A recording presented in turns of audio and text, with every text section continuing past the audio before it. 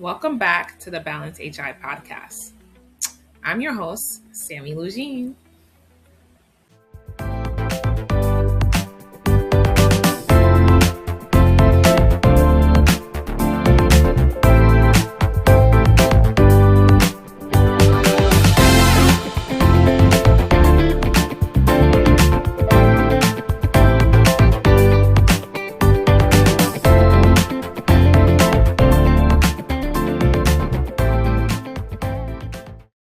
Okay, real talk. Before we start, this episode almost didn't exist.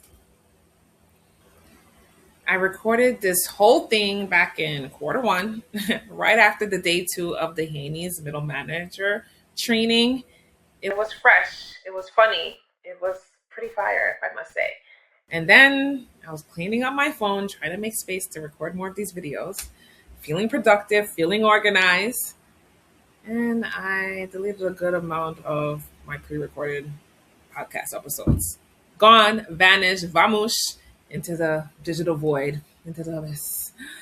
So here we are, months later, doing this thing all over again. And honestly, I must say, I think it's going to be better this way because now I'm not just telling you what happened during training. I'm letting you know what stuck with me, what actually changed the way I lead, what I tried, what worked. I was going to say what I didn't try, but I tried everything, and what I'm still working on.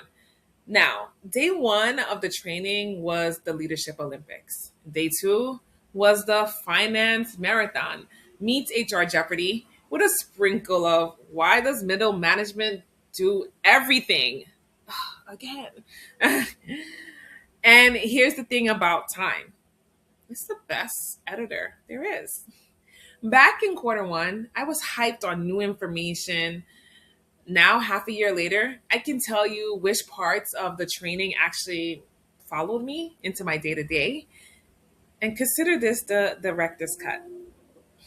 We're talking finance, HR relationships, interviews, the good, the bad, and the wait. What did you just ask me once?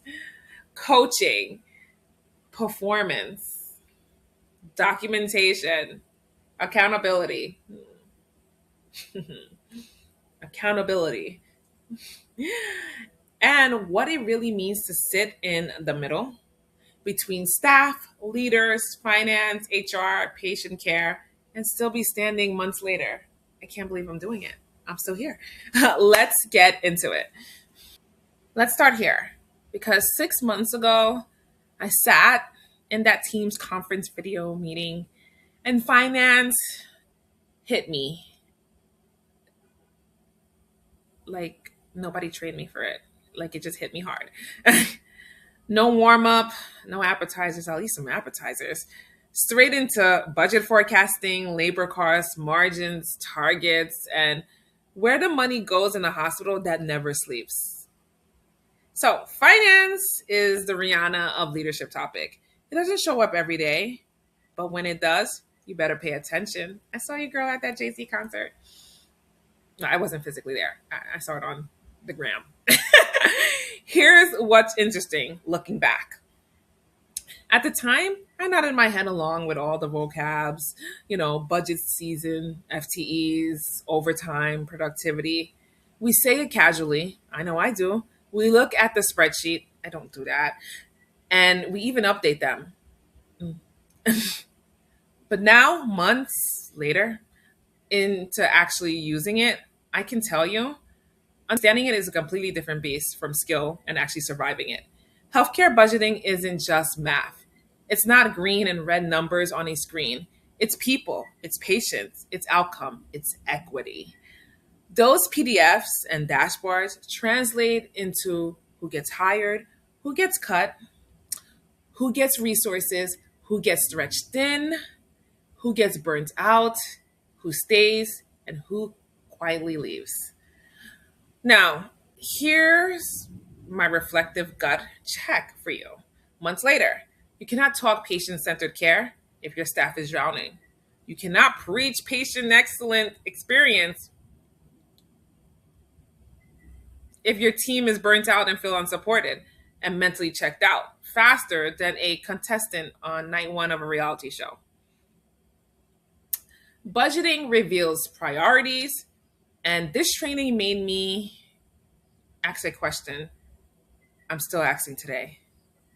Am I just reacting to the finances or am I participating in it? Because if we don't understand the money, we're always going to be defending why we cost too much instead of explaining how we create value. In health information, we create value. We're the revenue integrity. We are compliant. We are risk reduction. We are data quality. But if we cannot talk numbers, nobody else will know it but us. If we cannot talk numbers, nobody else will know but us. This part took me way back to my ninth moonlighting as a adjunct professor, teaching budgeting to health information technology students after a full workday, mad, running on strong motivational tea, and a room full of why I need to know this again faces. Now let's break it down, since apparently I need a refresher for myself as well. Capital budget is the big ticket, long term. This changes the game. New EMR modules, high-speed scanners, servers, AI tools. Purchases big enough to make finance lean in and go, are you sure you need this? Yes, I do. I need it all. Operating budget is everyday world, salaries, benefits, overtime, supplies, education, subscriptions. Check on your subscriptions. Everything that keeps the department running shift to shift. Capital gets the spotlight, but operating keeps the lights on. Both tell a story. And here's where health information comes in. And this is the part that I have actually had to practice since I started in leadership. Not just learn about it. We cannot fly solo. We cannot say, I want a new document management system or I want an AI tool for coding without justification, data, impact analysis, and a clear case for compliance benefits and return. Capital is not, I saw a cool demo at a conference and I want it. Okay, I'm guilty. I have done that before. Capital is, here's the problem, here's the data, here's the risk, and here's how this fixes it. Here's the timeline. Budgeting is a strategic sport, not a free-for-all shopping spree on Amazon Business at 2 a.m. Not a free-for-all shopping spree on an Amazon Business at 2 a.m. Oh my God. I can't believe I write this stuff. And speaking of capital budget, let me confess something, because this training brought this memory right back up. I once put in a capital budget request for new Kodak scanners for my department. Real request, real need, real justification. I had the data. I had the case. I had a fat fingered a digit. One digit. The number went up the chain. Finance looked at it, approved it. Everybody nodded. It went through. And then I went to actually purchase the scanners, and there's no scanners on this earth in that price range. Not even close. I had to basically ask for and gotten approved for a number that didn't match any real product that exists. So there I am, honing on an approved budget for machines that doesn't exist. And I have to go back and explain what happened.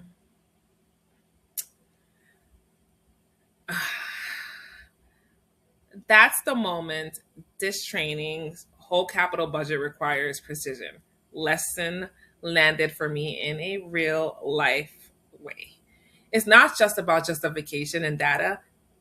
It's about triple checking the actual numbers before it leaves your hands, because finance signs off. Once finance signs off, that number is real. even if it doesn't match reality. That was a digit off. Can't believe it. Lesson learned. Scanners did not get purchased. I gotta wait for the next budget, but dignity mostly recovered. And one of the operating sides, the honest question I had to ask is, and I actually keep asking myself all year, do we really need that money for those vendors? Are we duplicating tools? Are we spending on how we've always done it instead of what actually works today in the now? Middle managers do not just inherit budgets, we shape them with every hire we advocate for, every tool we retire, every renewal we question. We're either treating as cost centers or strategic partners. The difference lives in how we talk money. Now, HR, let me roll my shoulders back for this one. This training made it clear. Middle managers need a real ongoing collaborative relationship with HR, not only when things go bad kind of relationship. I had a range of HR relationships, some dynamic, some chaotic, some in sync, some very much not. There were times HR felt like the gatekeeper, the enforcer, the no department. No. And there were times HR felt like a true partner, a coach, and a sounding board. I love those type of relationships. The best relationships are the collaborative ones, of course. When HR and leadership sit on the same side of the table, asking how we can support this person, protect the team, stay compliant, and make this fair. HR isn't just onboarding, packets, and mandatory trainings. They're advisors, compliance protectors, risk managers, and even culture shapers. And yes, this training also reminded me I might need to update my job descriptions again. Still true today, by the way.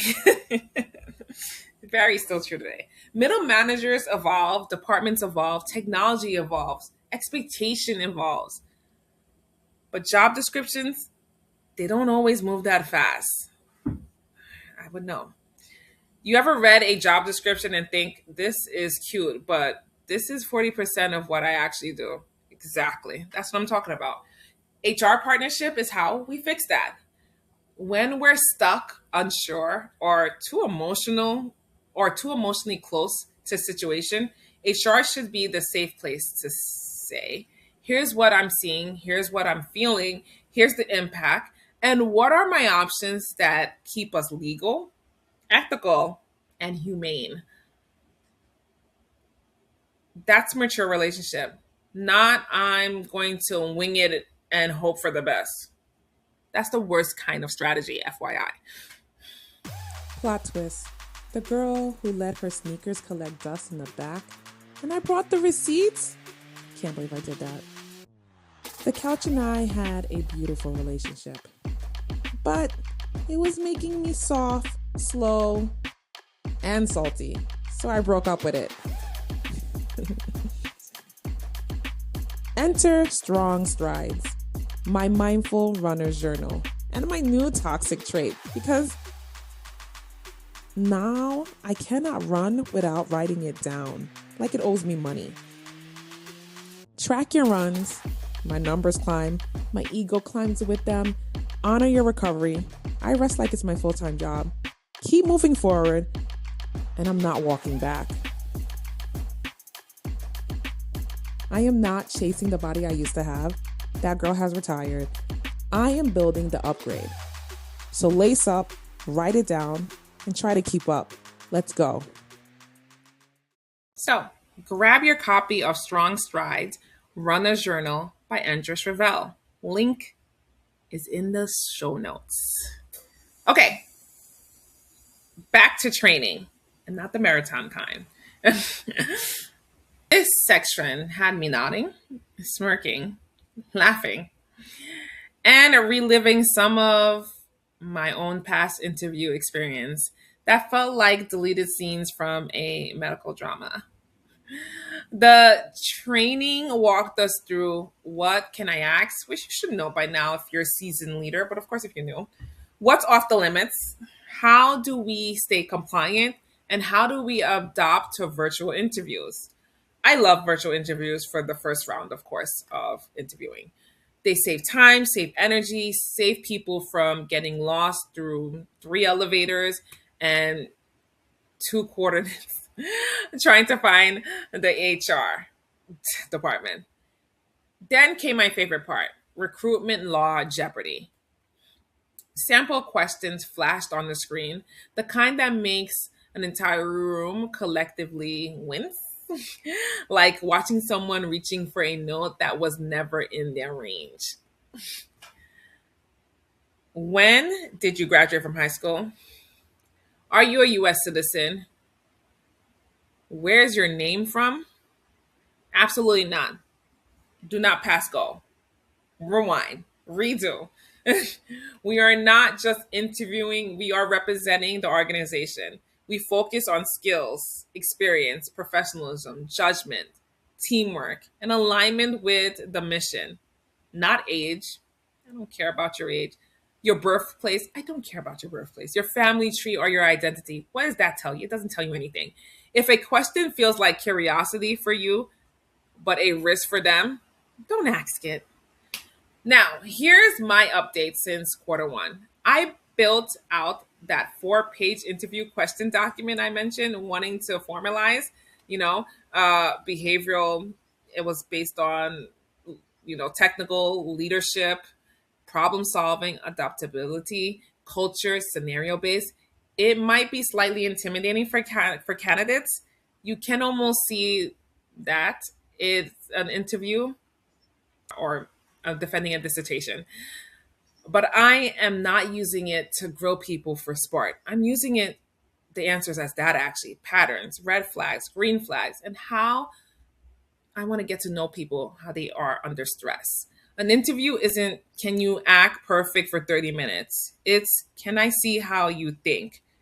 Structured. Of course, legal, consistent interviewing is an extra. It's best practice. Ask questions that show you they can grow. Can they be coached? Can they own their mistakes? Can they support the mission? That's leadership. Okay. Coaching for performance. This one still hits home, maybe even more than with a few months of practice behind it. Coaching isn't a hobby. It's not the fun extra on the top of real work. Coaching is actually leadership. This is not just cheering, not just correcting, and not just nice job or do better. It's helping people see themselves objectively, understanding expectations, breaking down big goals, and recovering from our mistakes. Coaching is not, I called you into my office when everything exploded. Coaching is, I'm walking with you while we still have room to course correct. That's where the SMART framework comes in. Specific, measurable, achievable, relevant, time bound. Not do better with the documentation, but complete the documentation within 48 hours of discharge, ideally. Currently at 8 days, or here's the support, or here's the timeline. We check in weekly for 6 weeks. SMART goals turn I'll try into I did. I did it. Just brought back a fond memory.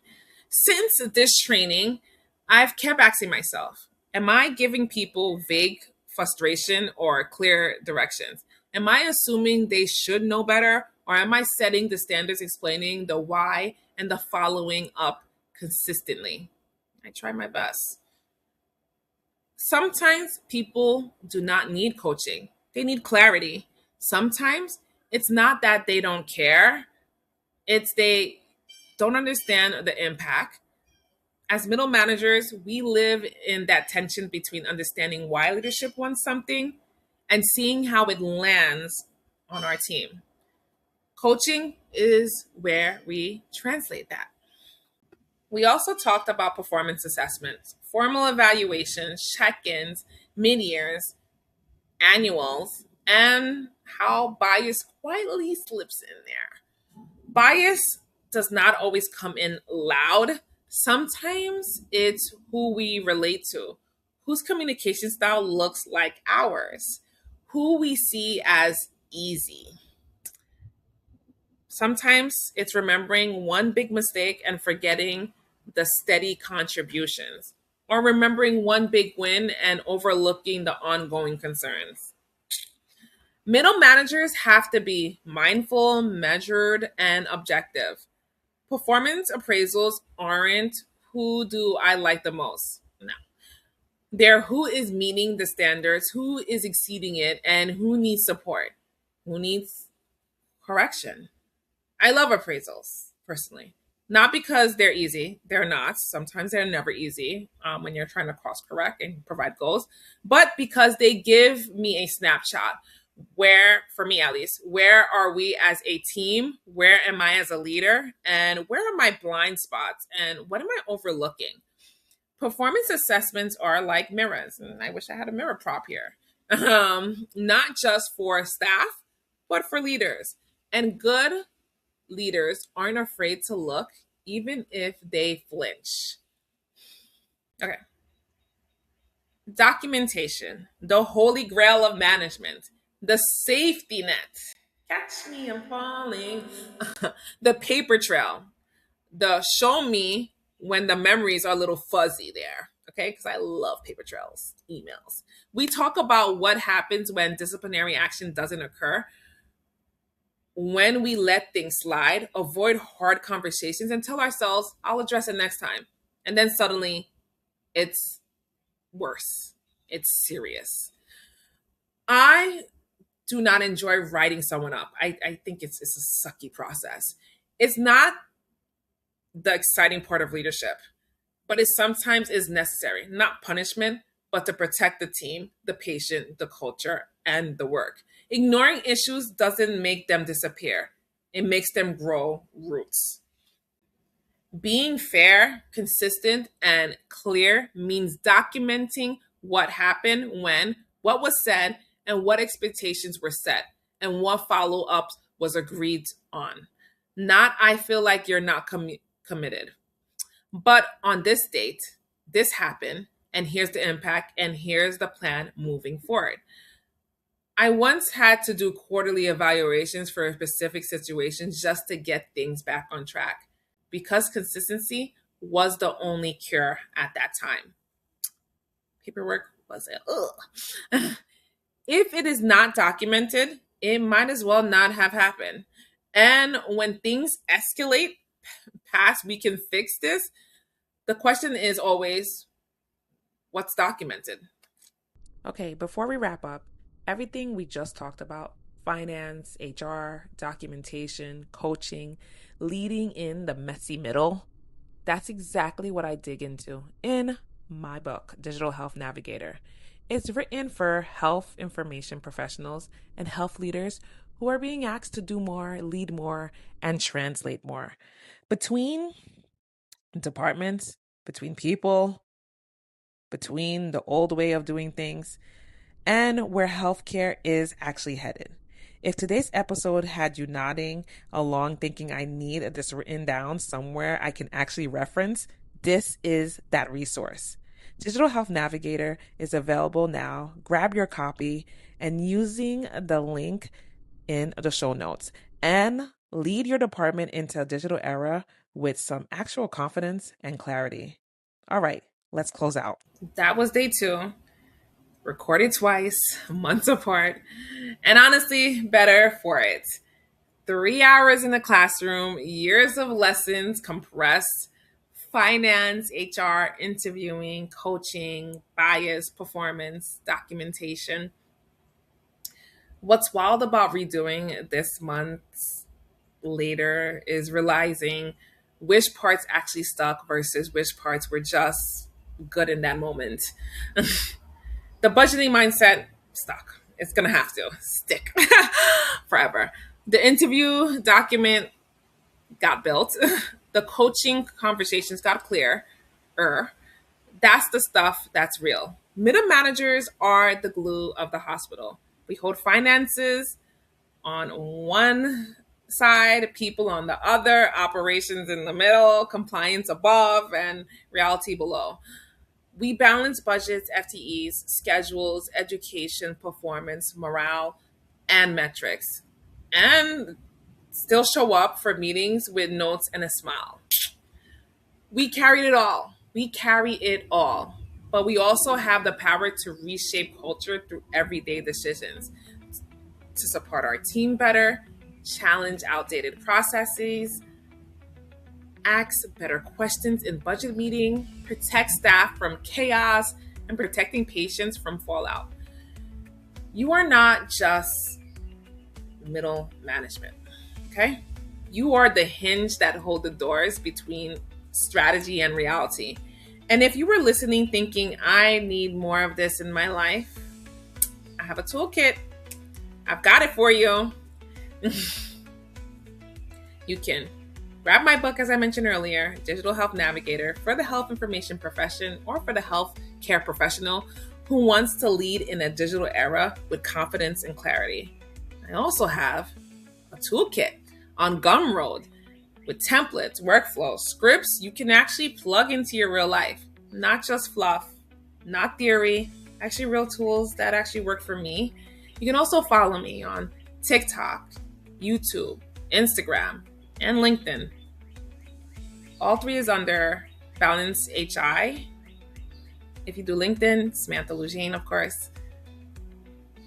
Thank you for listening. Thank you for leading. Thank you for doing the hard work in the messy middle and still choosing balance. I'll see you in the next episode. And yes, there'll be more to come that I probably will have to re-record. Hopefully not too many.